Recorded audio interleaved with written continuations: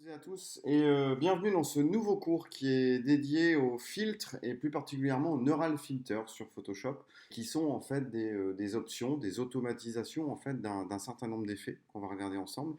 Et l'effet dont je veux vous parler aujourd'hui, c'est la colorisation de l'image. Pour ce cours, pour cet exemple, j'ai pris une photo qui date de 1994, qui a été prise par notre ami Peter Lindbergh, de la top modèle Kate Moss, voilà, qui était une photo sur laquelle il n'y a pas trop de grains, et une photo sur laquelle la modèle a pas mal de taches de rousseur. Et je trouvais intéressant de prendre cette photo pour voir ce que Neural Filter va nous proposer sur Photoshop. Pour ce cours, j'ai pas pris j'ai pas pris le logiciel Photoshop, j'ai pris l'application Photoshop, donc qui est en version bêta, dans lequel on retrouve notamment le Generative Fill, donc qui est le remplissage automatique en utilisant l'IA qui est proposée par Photoshop.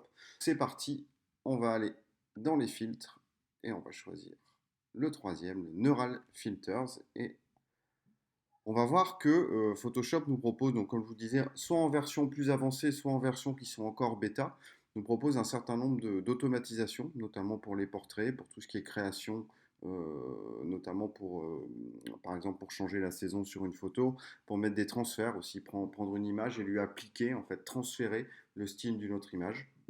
On peut également créer des arrière-plans en version bêta au moment où je fais cette vidéo. On peut transférer les couleurs, on peut faire des super zooms, on peut créer des flous et on peut ici coloriser.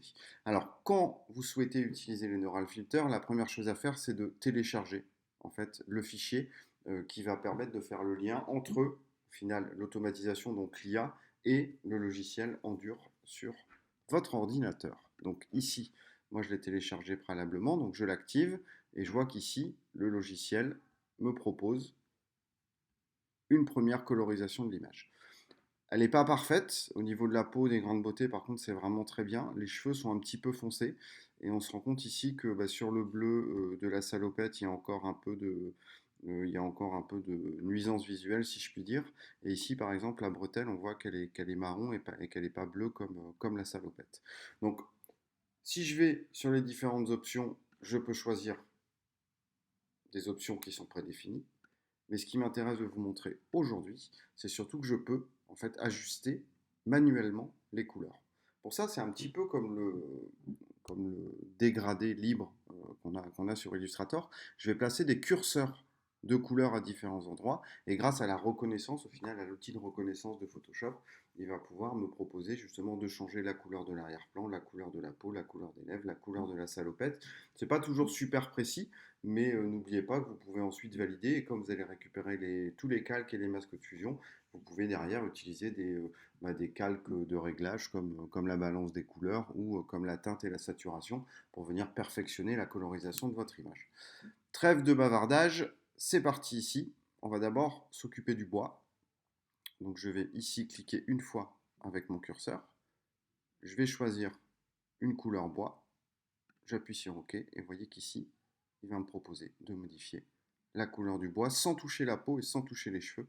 Je vais l'appliquer à plusieurs endroits. Je vais ajouter un autre curseur ici et ici. Vous voyez, je peux éclaircir le bois par exemple ici si je le souhaite. Et en bas à gauche pour finaliser. Juste au-dessus de l'épaule ici. Donc je clique ici sur la miniature en monochrome pour modifier la couleur du bois. Au niveau de la salopette, cette fois-ci, on va changer la couleur de la bretelle ici et la couleur de l'autre avec la tâche. Donc pour ça, je vais placer un curseur et je vais aller modifier la couleur. Je vais aller choisir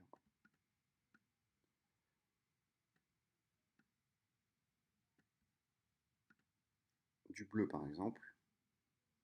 Et vous voyez qu'ici, il me propose de modifier la bretelle. Je vais en ajouter une autre ici.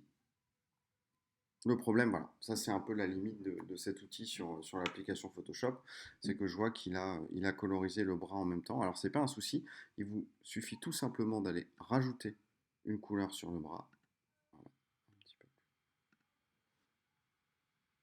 Voilà, pour retrouver ici, vous voyez une couleur de peau, donc il faut jouer avec les curseurs pour modifier et retrouver une couleur de peau un petit peu plus naturelle. Je vais même hop, saturer encore un peu plus. Voilà. pour récupérer en fait la même teinte de peau. Euh, les yeux, on va pas y arriver ici. Il faudra passer entre guillemets, si je puis dire, en manuel directement en créant un calque de réglage. On va juste simplement modifier la couleur des lèvres